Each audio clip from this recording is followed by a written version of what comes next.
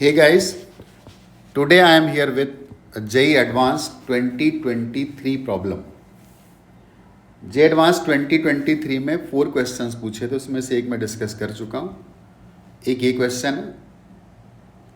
तो पहले तो प्रॉब्लम को ठीक से रीड कर लेते हैं, क्योंकि किसी ने तो कहा है ना अच्छे से कि प्रॉब्लम अगर समझ में आ जाए तो 80% अपने आप सॉल्व हो जाती है। इसलिए हमारी पूरी एनर्जी, मतलब बहुत सारी एनर्जी, सबसे पहले बहुत सारा इंटरेस्ट प्रॉब्लम को समझने में जाना चाहिए, क्योंकि प्रॉब्लम हमें डर दिखाती है और पता चलता है कि प्रॉब्लम तो बड़ी ईजी, ठीक है ना। जे एडवांस की तो ये कहानी है। Think simply, with focus, with interest, with confidence, तो क्वेश्चन सॉल्व होने की प्रोबेबिलिटी बढ़ जाती है। Probability of solving question increases. Okay, तो फिर पहला स्टेप फॉलो करते हैं ना कि अच्छे से फोकस से पढ़ते हैं इसको। Consider a 6x6 square in the figure. ये 6x6 स्क्वायर्स हैं, ये 1 2 3 4 5 6, इधर भी 1 2 3 4 5 6। Okay, A1 A2 till A49 with the points of intersection dots in the picture। ये डॉट्स उसने देखा है, इनकी बात कर रहा है, राइट। एक लाइन पे 7 डॉट्स हैं, ऐसी 7 लाइन्स हैं यहाँ पे, तो देर आर 49 डॉट्स, और इसीलिए उसने यहाँ पे क्या लिखा है, A49। In some order we say that AI and AJ are friends.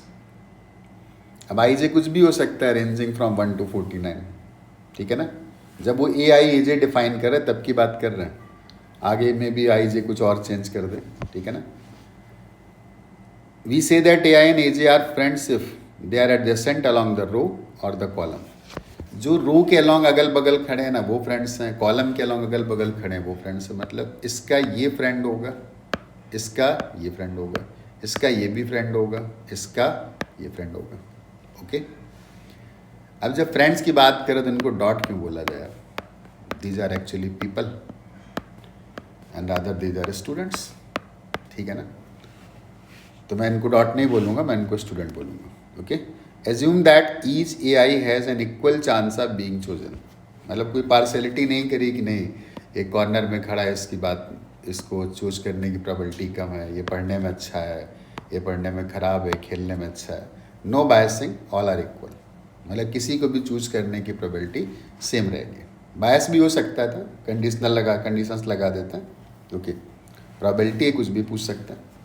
ये तो क्वेश्चन का डिस्क्रिप्शन हो गया।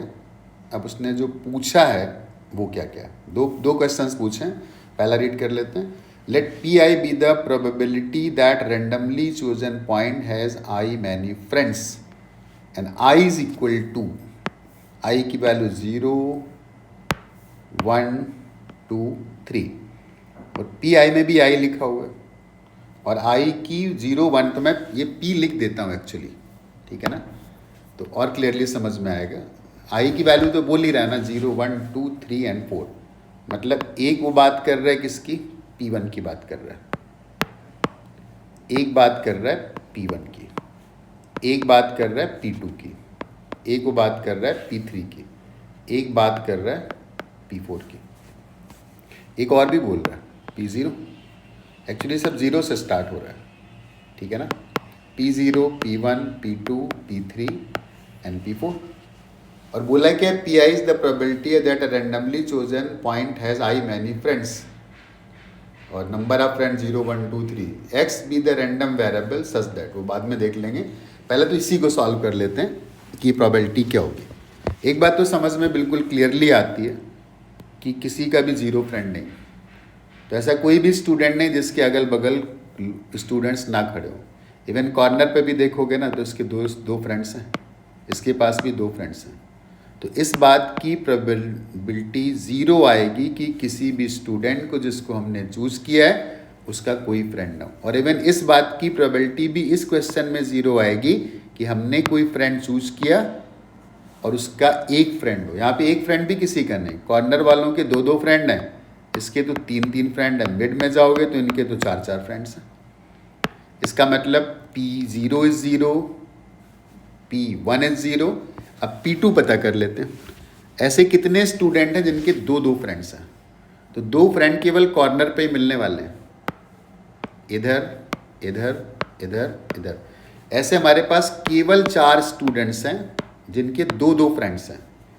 तो 49 में से अगर 4 चूज करना है तो there are how many ways, what is the probability. तो 49 में से हमें 4 चूज करने थे, 4 या ऐसे बोलना चाहिए कि 4 स्टूडेंट केवल थे और टोटल स्टूडेंट थे 49। तो इस बात की प्रोबेबिलिटी हो गई कि कोई स्टूडेंट हमने पिक किया और उसके 2 फ्रेंड्स थे। क्लियर हो गए? ओके।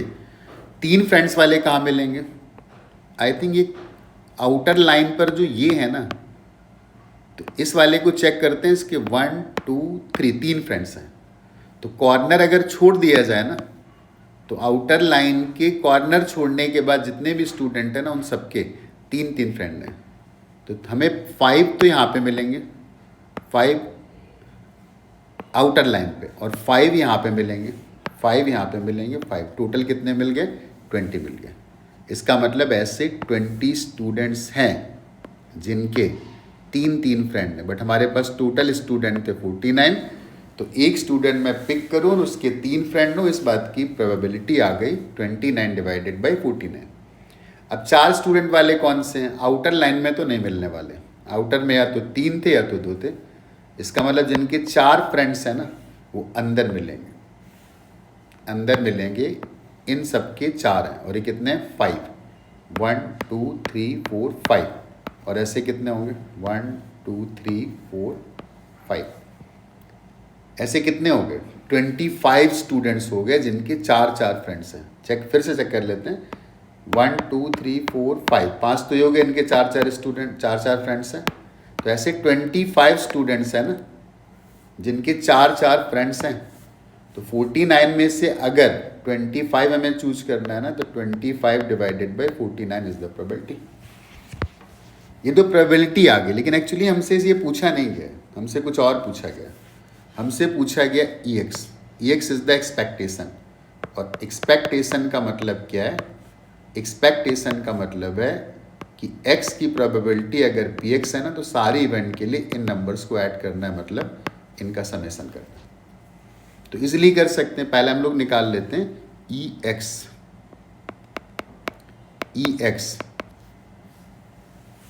तो एक इवेंट थी जहां पे 0 फ्रेंड्स थे, तो x को 0 लिख देते हैं।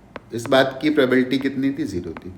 दूसरी इवेंट थी, उसके 1 फ्रेंड थे, इस बात की प्रोबेबिलिटी थी 0। तीसरी इवेंट थी, उसके 2 फ्रेंड्स थे, और इस बात की प्रोबेबिलिटी थी 4 डिवाइडेड बाई 49। अगली इवेंट थी 4th वाली, जिसके 3 फ्रेंड्स थे, और इस बात की प्रोबेबिलिटी थी 20 डिवाइडेड बाई 49। और लास्ट इवेंट थी जिसके पास 4 फ्रेंड्स थे, और इस बात की प्रोबेबिलिटी थी 25 डिवाइडेड बाई 49। तो now this EX will be, नीचे तो सब में 49 आ रहा है, ऊपर आएगा 8 प्लस 60 और प्लस 100। तो दिस इज 168 डिवाइडेड बाई 49। इसको 7 से डिवाइड करने की कोशिश करते हैं। तो 7 से अगर डिवाइड करने की कोशिश करेंगे तो ये तो 7 आ जाएगा, this is 7 and this is 24। तो हमें क्या मिल गया? हमें EX मिल गया। EX की वैल्यू आ गई, EX is equal to 24 divided by 7, then 7 EX is equal to 24। तो पहले पार्ट का जो आंसर आ गया दैट इज 24। आई होप पहला पार्ट सबको समझ में आ गया होगा।